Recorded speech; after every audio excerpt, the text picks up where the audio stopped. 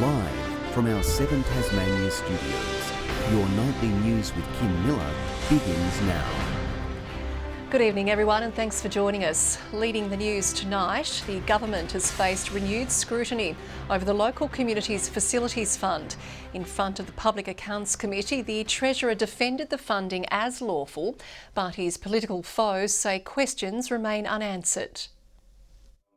It's proved the mother of all election hangovers, forced to justify Peter Gutwin's funding of 111 commitments through the Treasurer's Reserve.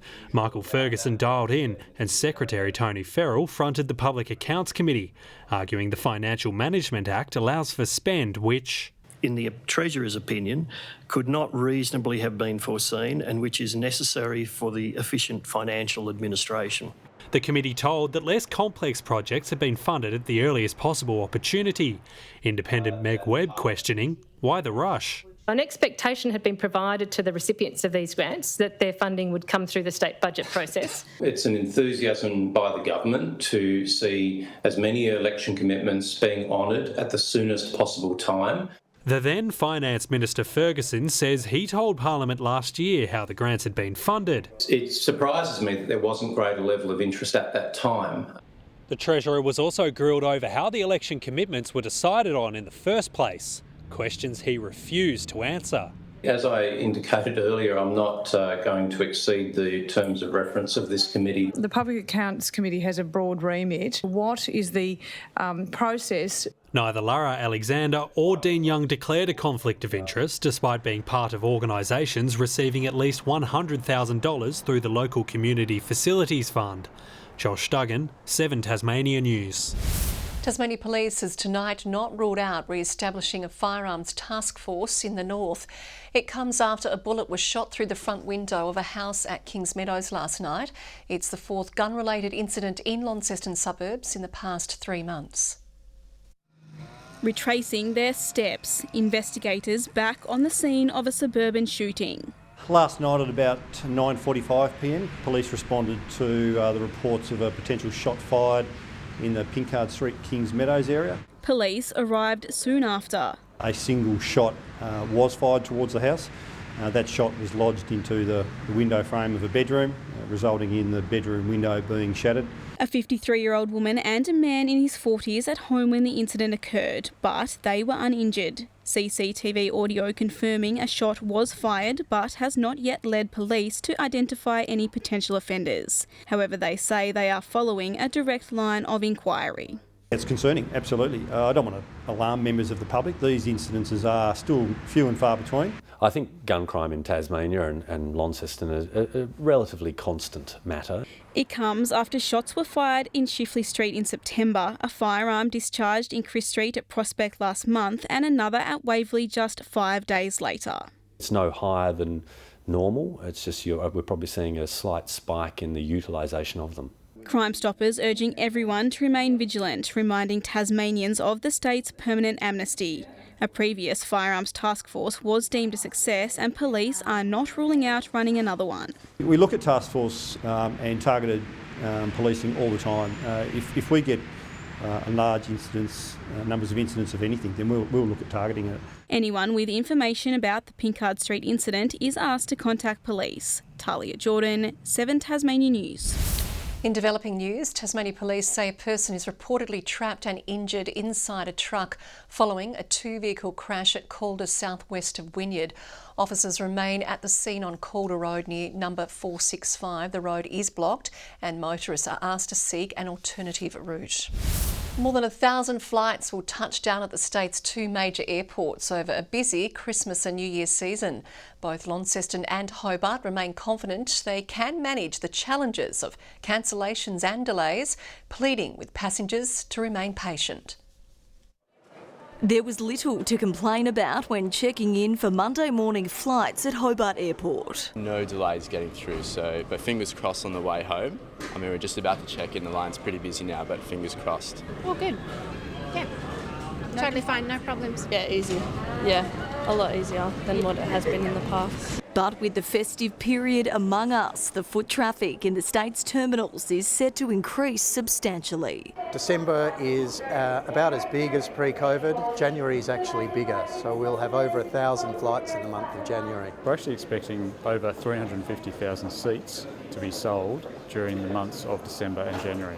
Ready to be swamped with travellers, both facilities will be looking to avoid delays plaguing some mainland operations. The airlines have invested a lot in having spare aircraft and spare crew to stay operationally resilient, so I'm hoping we won't see too much of it. A recent Australian Competition and Consumer Commission report found 2.9% of domestic flights were cancelled last month, still down from 3.4% in September, in a good sign for holidaymakers. We know how to handle the crowds that we're expecting. It's what we did before. If you haven't booked already, securing a seat on a domestic flight over the busy period will come with a soaring price tag as travellers plan to make the most of the first restriction-free Christmas. The most important message that we can provide our passengers is to arrive at the airport 90 minutes early and obviously travel safe and be merry. Grace Evans, 7 Tasmania News. The Danish royal household has confirmed Princess Mary will spend Christmas with her family in Tasmania. The Crown Princess will be with her husband Prince Frederick and their 4 children. It will be their first visit to the Apple Isle in 5 years. The royal household says it will be a private affair. Wood shopping isn't normally a feature at an arts festival, but that's exactly what next year's Foma has in store. Launching today, the event is promising a jam-packed program over 2 weekends, full of music, art and mayhem. Launching the state's biggest arts festival, a piece of cake for Foma. The weird, wacky and wonderful returning once again. We have the Punk Bunker, which, just imagine, it's exactly what it sounds like. We have the Queer Wood Shop, a marathon performance, 100 hours of solo drumming. Songs written by prisoners, music played underwater in the Gorge Pool and the Complaints Choir. We'll be asking you guys to submit your complaints about your town and your place that you live. And they will be translated into a choral performance. And the return of international artists. Touring artists coming back at a large scale, including Pavement, Angel Olsen, Bikini Kill, Peaches. Launceston's former TAFE building, this year's hub, each room filled with free performances, dubbed the Fantastic Futures. The namesake comes from some amazing branding we found in one of the back corners, dusty corners of the TAFE, which presented the TAFE as offering fantastic futures. We've always experimented with our format, but this is the first time that we've been able to take over a vacant and disused space and transform it. The return that Foma provides to our community just can't be underestimated. We know that cafes are full, that restaurants are full, importantly beds are full. The festival will feature 370 different artists across 30 venues. It all starts here in Launceston before moving to Hobart. We know pretty much what's happening in Hobart because we've already sold tickets to those events. Crowd favourite Mona Sessions returns, but Bon Iver is expected to be one of the festival's biggest ever shows. They were slated to come here a few years back, but they're thrilled to be coming back to Tasmania and finally being able to deliver on their promise. The festival starts on February 18. The old TAFE site will certainly be rocking. Talia Jordan, 7 Tasmania News. The Tasmanian group has been lovingly restoring a tram in Launceston, which is on track to travel to the Sydney Tramway Museum. 6 eager men have spent years working on the fixer-upper, preserving the history while bringing the carriage back to life. A labour of love.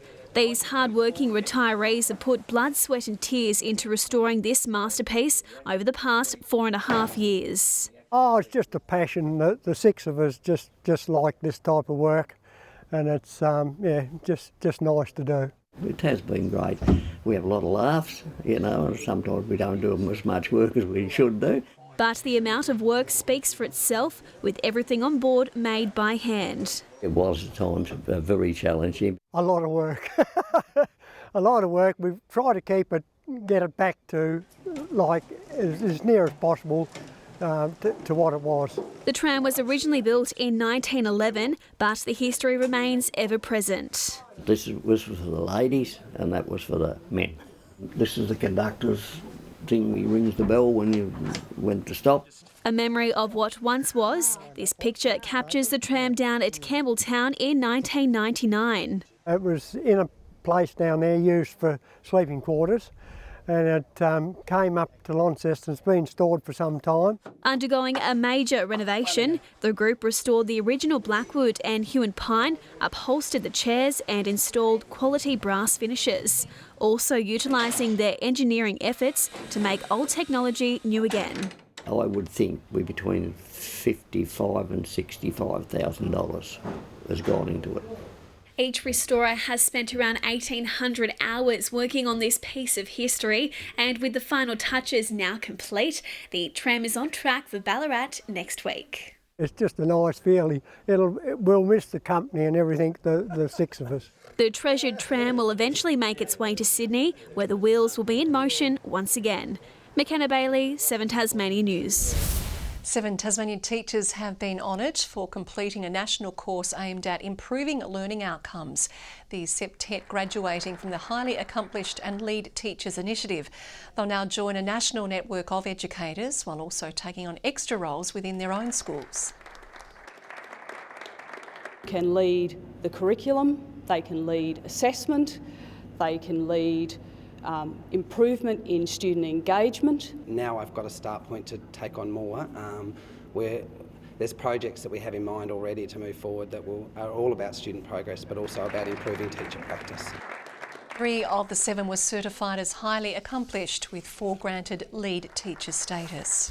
After notching up his 400th international hockey cap, Eddie Ockenden says the passion to win continues to drive his playing career.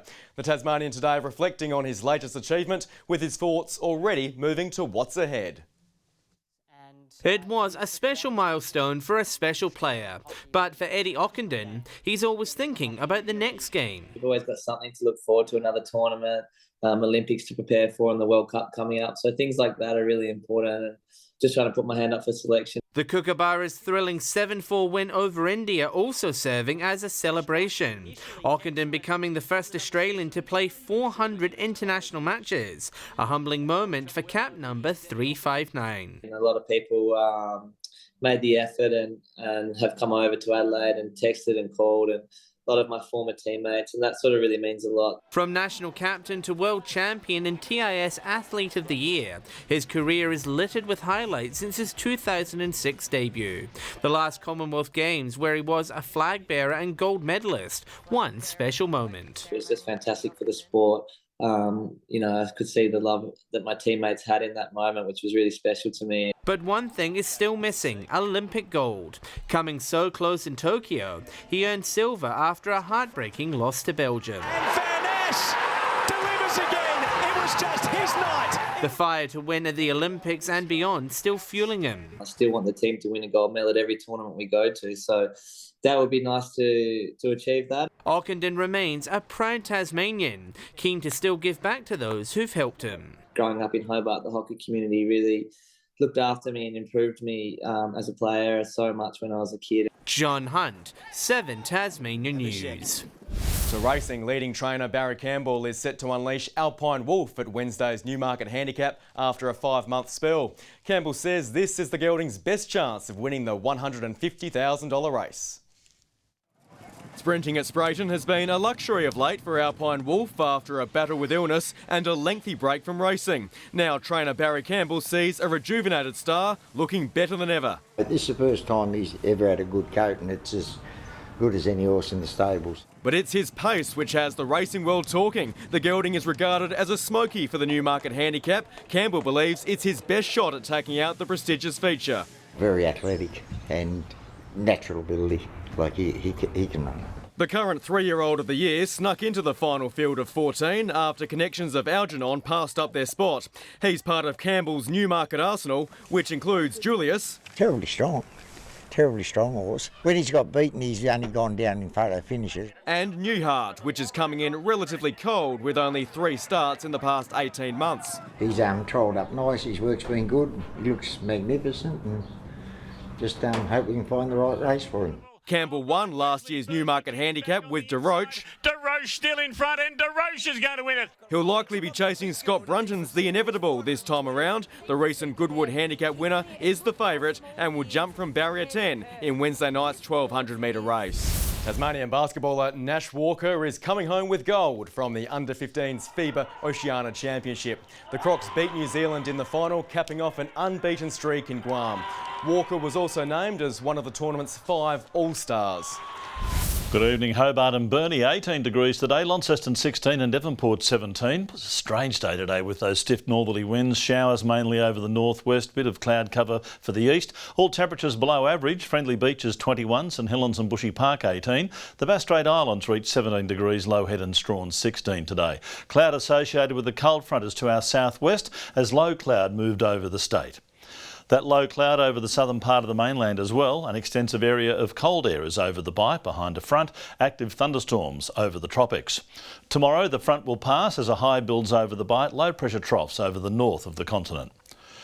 Winds west-southwesterly, cool, 20 to 30 knots, easing during the day before tending more northwesterly later, swells up to 4 metres in western and southern waters. A strong wind warning for all Tasmanian coastal waters for tomorrow. A sheep grazier's warning for the northwest and southeast forecast districts.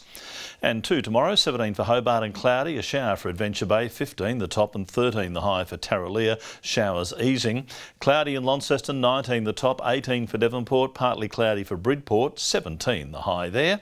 17 for Burnie, showers easing from Strawn, 16 the top and 15 the high for Marrawar. St Helens tomorrow 18 degrees, same for Swansea, top of 16 for Whitemark on Flinders.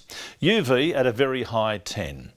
On Wednesday, a partly cloudy day, maybe a shower over the west and far south. A few showers over the northeast on Thursday as winds tend cooler southwesterly. A mostly fine and partly cloudy day on Friday. A sunny 37 in Perth tomorrow, fine but partly cloudy in Adelaide and Melbourne. Sunny weather forecast for Sydney, a top of 24. A shower and possible storm for Brisbane and Darwin. And right now in Hobart, it's 15 degrees, showery over Launceston, 14 and a breezy 14 in Devonport. And do pray tell, Kim, what was the nature of your recent illness? We're all very, very, very interested in what was going on. Was it an affliction, a disorder, a malady or an indisposition? We were running a sweep. We need to pay out. Oh, you're such a know-it-all wanting to know what's wrong with me. Not telling. Thank you, Merv. That is the way it is for this Monday night. We will be back later with updates. Thanks for your company tonight. Good night.